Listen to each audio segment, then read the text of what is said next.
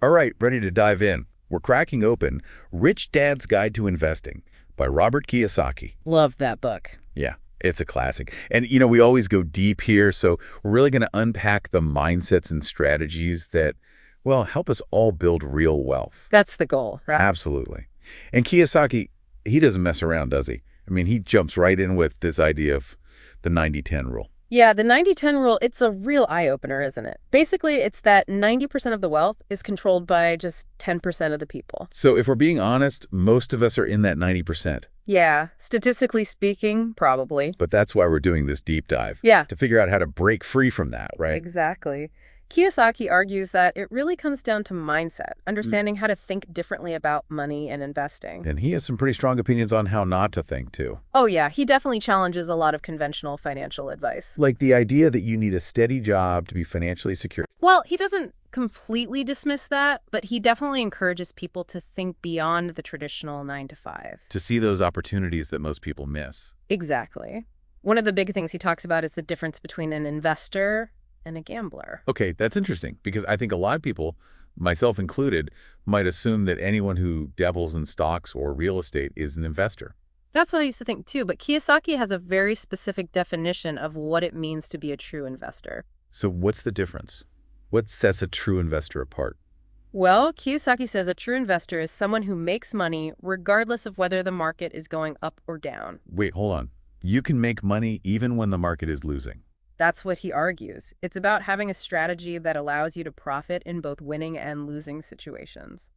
So most people are more like gamblers then, just hoping for the best. He uses the words speculators or gamblers because they're often relying on luck without a solid strategy. Okay, so how do we develop that winning strategy? How do we become true investors, the kind that Kiyosaki describes? He introduces this framework called the cash flow quadrant, which has 4 parts: employee, self-employed, business owner, and investor. And he places true investors in the B quadrant, the business owner quadrant. Right, because he believes that owning a business gives you more control over your income and expenses. Okay, I'm starting to see where he's going with this, but can you give me a real-world example of how that works? Sure, let's say you need a new laptop for your work. Happens all the time. As a business owner, you might be able to deduct that laptop as a business expense on your taxes. But if you're an employee, you'd have to buy that laptop with the money you have after paying taxes. Ah, so it's not just about earning more. It's also about keeping more of what you earn. Precisely. And Kiyosaki argues that the tax laws are often structured to benefit business owners more than employees or the self-employed. That's a pretty compelling argument for starting a business. It is. And Kiyosaki also has a lot to say about this idea of becoming an accredited investor, which a lot of people see as the ultimate goal. Right, it's like that VIP club for investors. Yeah. But you need a certain level of wealth to even qualify. Exactly. But Kiyosaki shares a story that really challenges this idea. Oh, I love his stories. He talks about a friend named Mike, who was living this amazing lifestyle, traveling the world, enjoying all sorts of luxuries, while Kiyosaki was still living in barracks as a Marine. Wow, that's quite a contrast. It was a real wake-up call for Kiyosaki that accredited investor status isn't the only path to a fulfilling, successful life. So there's more to investing than just hitting those conventional markers of success. He's all about finding those unconventional paths, and he believes that there are 3 core motivations for investing: security, comfort, and wealth. Most people probably want all 3, right? Of course. But Kiyosaki argues that we often prioritize them in the wrong order. What do you mean? He says most people put security first, which can actually limit their potential. But isn't security important? Don't we all want to feel financially secure? Of course, but if your only focus is on protecting what you have and avoiding any potential loss, you might miss out on those opportunities for growth, those calculated risks that could lead to significant rewards. Okay, I see what you're saying. So how should we be prioritizing these motivations then? Kiyosaki suggests putting wealth at the forefront. Wealth as the primary motivation. Exactly. When wealth creation becomes your main focus, your entire approach shifts. You start making decisions based on what will build long-term wealth, not just on what feels safe in the short term. That's a really different way of thinking about it. It is, and it can lead to very different outcomes. I'm already feeling like I need to rethink my whole approach. That's what Kiyosaki does. He makes you question everything. But this also sounds like it requires a lot of planning and strategy. You're absolutely right. He stresses the importance of having a clear investment plan, almost like a roadmap. I like that analogy, a roadmap. It makes it feel more manageable. He even shares a story about people calling him up, asking for investment advice, but they hadn't even taken the time to create a plan. Oh, so it's like asking for directions without even knowing where you want to go. Exactly. Without a plan, it's easy to get distracted by all the noise, make impulsive decisions, and ultimately stray from your goals. So step one is to create that roadmap, Right. that investment plan. But how do we even begin? Where do we start? Kiyosaki says the first step is to define your financial goals. Ask yourself, what does rich really mean to you? What kind of life do you want to create? It's about having a vision, a clear picture of where you want to go. Precisely. And once you have that vision, you can start building a plan to achieve it. That makes sense, but sometimes it's easy to get fixated on specific investment products, like jumping into stocks or real estate, without considering the bigger picture. I've been there. Kiyosaki actually uses a really simple analogy to illustrate there. He talks about a wheelbarrow. A wheelbarrow. Think of the wheelbarrow as the investment vehicle. It's Yeah. important, but it's not the destination, right? So some people get so caught up in finding the perfect wheelbarrow that they forget about where they're actually trying to go. Exactly. We need to focus on the plan, the roadmap, not just on the individual investment choices. And to build a sound strategy, you need to understand the language of finance. Wait, you're saying vocabulary is important for investing? Absolutely. Kiyosaki observed that successful investors tend to use a different financial vocabulary than those who struggle financially. So if you don't even know what a capitalization rate is, you might not even recognize those opportunities. Exactly. Learning the language of finance allows you to understand the deeper concepts and strategies that drive wealth creation. It's like you're speaking a different language, and if you don't understand it, you're missing out on a whole world of possibilities. And that's where building a business can be incredibly valuable. Okay, we're back to that B quadrant again. But how does actually building a business enhance your investing skills? Well, think about it this way. Owning a business gives you this behind-the-scenes look at how companies operate. You see firsthand how they generate cash flow, manage expenses, make investment decisions. So it's like getting a crash course in the inner workings of the investment world. Exactly. You develop an owner's perspective, not just an investor's perspective, and that can be a game changer. I am starting to see how all these pieces fit together. They do. And Kiyosaki emphasizes that it's not just about doing it all yourself. He's a big believer in having a strong team of advisors. He talks about how even he, with all his experience, relies on his team for support and guidance. Right. You need that support system, that network of expertise to help you make those informed decisions. It's like trying to build a house without any tools. You might have the vision, but you need those skilled hands to help you make it a reality. Okay, we've covered a lot of ground already. But before we move on, I'm really curious about one more concept that Kiyosaki mentions. The insider investor. Ah, yes, the insider investor. It's a fascinating concept. What exactly does that mean? He's referring to individuals who have access to investment opportunities that aren't available to the general public. So they have some kind of advantage, some inside track. They often have inside knowledge, early access to deals, and can invest at lower prices. So it's like they're playing with a different set of rules. In a way, yes, but Kiyosaki points out that you don't have to be a millionaire to become an insider investor. Really? How do you do that? Well, one way is to build your own business. Makes sense. If you own the business, you're automatically on the inside. Another way is to acquire a controlling interest in an existing company. So you have more influence over its operations and investment strategies. Exactly. And Kiyosaki actually tells a story about how his rich dad acquired that valuable piece of land we talked about earlier. The one he got with no money. That's the one. He didn't get it through traditional real estate investing. He used his business to structure a deal that made the purchase possible. So he leveraged his business as a tool to create wealth. It reminds me of that Ray Kroc quote about McDonald's, my business is not hamburgers, my business is real estate. Exactly. He understood the power of using his business strategically. This is all so fascinating. It's really making me think differently about how to approach investing. That's what Kiyosaki's work does best. It challenges you to think outside the box. I'm already starting to see things from a whole new perspective. And we've only just scratched the surface. There's so much more to unpack. Well, I'm definitely ready to dive deeper. Let's do it. Okay, so last time we were talking about all these different concepts that Kiyosaki lays out in Rich Dad's Guide to Investing, and one that really stood out to me was the BI triangle. Oh, yeah, that's a good one. It's basically like a blueprint for building a successful business, right? Exactly. He breaks it down into 7 key elements: mission, team, leadership, cash flow, communications, systems, and legal. It sounds pretty comprehensive. It is. He doesn't leave anything out. So let's break it down. Where do we even begin with this BI triangle? Well, he starts with mission. The idea that a business needs a strong sense of purpose, a reason for existing that goes beyond just making money. It's like that Simon Sinek quote, people don't buy what you do, they buy why you do it. Exactly. And Kiyosaki gives the example of his rich dad, who was passionate about creating jobs and opportunities in his community. So it's about having a bigger vision, a purpose that drives you. It is, and it's not just some feel-good thing. He believes that having a strong mission actually makes a difference in the bottom line. Really? How so? Well, he argues that a strong mission helps you stay resilient when facing challenges, those inevitable setbacks that every entrepreneur encounters. Because you have that bigger purpose to keep you going. Exactly. It gives you that extra motivation to push through those tough times. So a strong mission is the foundation, the starting point for building a successful business. That's how he sees it. Okay, so what comes next? The next piece is team. Building a strong team of people who can support you and help you achieve your goals. He talks about how even he, with all his experience, relies on a team of advisors. Right.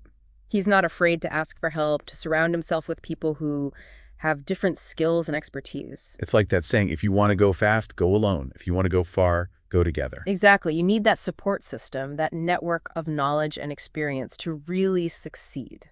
So it's not just about hiring people with the right skills.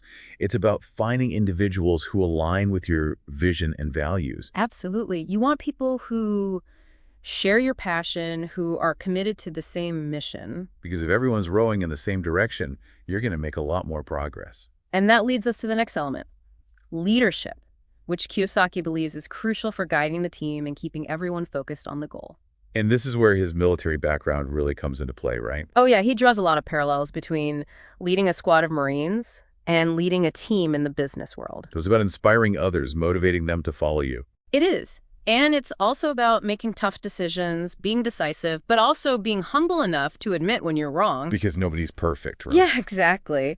And a good leader is always willing to learn and adapt. Okay, so we've got the mission, the team, the leadership. What comes next in the BI triangle? CASHFLOW, which is arguably the most important element of any business. Because without cash flow, you can't keep the lights on, right? It's the lifeblood of the business, and Kiyosaki emphasizes that you need to have a deep understanding of how cash flow works. He even talks about this idea of phantom cash flow, which sounds a little spooky. It's basically money that appears to be coming in, but it's actually tied up in things like accounts receivable or inventory. It's not really available to use. Exactly. And Kiyosaki warns against falling into that trap. You need to make sure that the money is actually coming in, that you have positive cash flow. It's about knowing where your money is and how it's moving. Precisely. And that leads us to the next element, communications, which might seem a little out of place, but Kiyosaki believes that strong communication skills are essential for any entrepreneur. He even argues that learning to sell is one of the most valuable skills you can develop. Because if you can't effectively communicate your ideas and the value of your product or service, you're not going to get very far. It's about being able to persuade people, to build relationships. It is. And it's also about being a good listener, really understanding your customers and your team. So communication is a two-way street. Absolutely. It's about building trust and rapport. Okay, so we've covered mission, team, leadership, cash flow, communications. What's next? Systems. Kiyosaki is a big believer in having systems in place for every aspect of your business. What kind of systems are we talking about? Everything from marketing and sales to customer service and financial management. So it's about creating a machine that can run smoothly, even when you're not there to micromanage everything. Exactly. He uses the example of McDonald's, how they have their operations manual, their training programs. Everything is systematized. So you can walk into any McDonald's anywhere in the world and have a pretty similar experience. Exactly. And that's what allows them to scale their business so effectively. So systems are all about efficiency and scalability. They are. And they free up your time and energy to focus on the bigger picture. Okay, that makes sense. So what's the final piece of the BI triangle? Legal, which Kiyosaki emphasizes, is crucial for protecting your business and your assets. I remember he has a saying, something like, anything with your name on it is a target for predators and lawyers. That's a good one. It's a reminder that you need to be smart about how you structure your business from a legal standpoint. So it's not just about avoiding lawsuits, it's about setting your business up for success from the very beginning. Exactly. You need to have a solid legal foundation to protect your interests. And that probably involves having a good attorney on your team, right? Absolutely.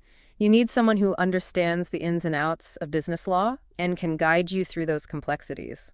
This BI triangle is quite a roadmap. It covers a lot of ground. It does. It's really a blueprint for building a sustainable, successful business. And I'm starting to see how it all ties back to investing, how building a strong business can create those opportunities for wealth creation that Kiyosaki talks about. He sees it as a foundation, a way to create those assets that can then buy other assets. It's like that saying, it takes money to make money. But it's not just about having money. It's about having the knowledge and the skills to use that money wisely. And that's what we're trying to learn here, right? To Yeah. become more sophisticated investors. Exactly. And Kiyosaki believes that anyone can achieve that. It's all about education, experience, and having the right mindset. Well, I'm definitely feeling more informed and empowered after diving into the BI triangle. It's a really valuable framework. I agree. It's something I'm going to be thinking about a lot as I continue on my own investment journey. Me too. I'm already starting to see things from a different perspective, and I'm excited to explore some of these concepts in more detail. I think that's a great idea. There's always more to learn. So we've talked about the BI triangle, this roadmap to building a business, and it's got me thinking about these different levels of investors that Kiyosaki describes, like the accredited investor. Oh, yeah. He definitely takes it a step further than just those basic categories, doesn't he? He does. He introduces this idea of the sophisticated investor, and it's not just about how much money you have, it's about your knowledge. Right, like a deep understanding of those financial and legal systems.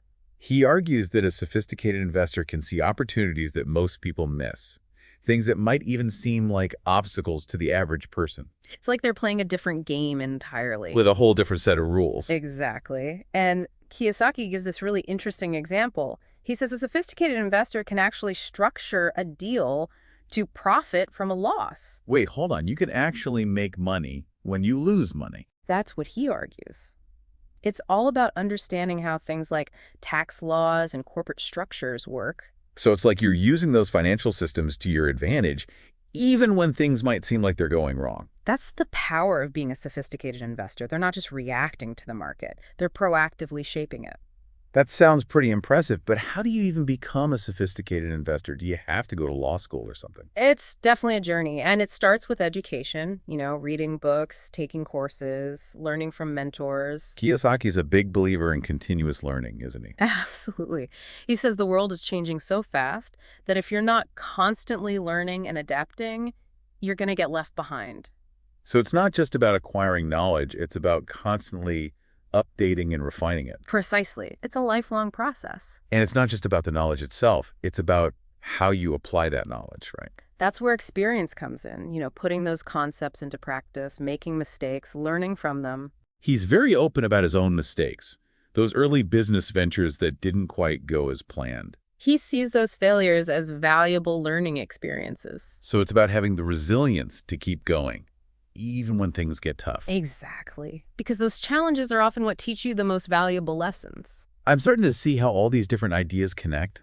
The BI triangle, these different levels of investors, the importance of financial literacy. It's all part of a system for creating wealth. That's a great way to put it. It's a holistic approach. It's not just about focusing on one aspect. It's about understanding how all these pieces work together. And one of the things that really stood out to me was this concept of becoming an insider investor. It's a powerful idea, isn't it? It is. And Kiyosaki argues that you don't have to be incredibly wealthy to access those kinds of inside opportunities. Right. He says one way is to build your own business. Which makes sense. If you own the business, you're automatically on the inside. Another way is to acquire a controlling interest in an existing company. So you have more influence over its operations and its investment strategies. Exactly. And it all goes back to having that deep understanding of how businesses work, how to analyze opportunities, how to structure deals. I'm starting to see the bigger picture here. It's not just about picking stocks or investing in real estate.